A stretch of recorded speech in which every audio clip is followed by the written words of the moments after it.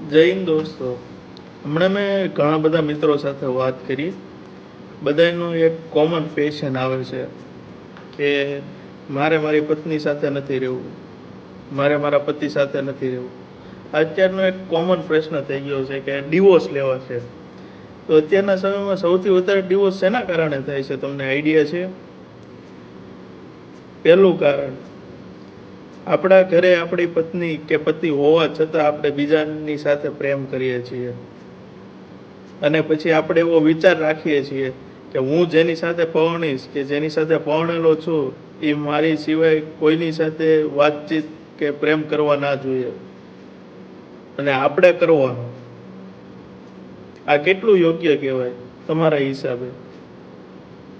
આના હિસાબે અત્યારે સૌથી વધારે ડિવોર્સ થાય છે કે આપણે બીજા સાથે, આપણા ઘરે પતિ કે પત્ની હોવા છતાં આપણે બીજા સાથે પ્રેમ કરવાનો અને આપણે આશા એવી રાખીએ છીએ કે મારી સિવાય કોઈને પ્રેમ ન કરવો જોઈએ. તો કેટલું યોગ્ય છે તમે મને કોમેન્ટ કરીને જણાવજો.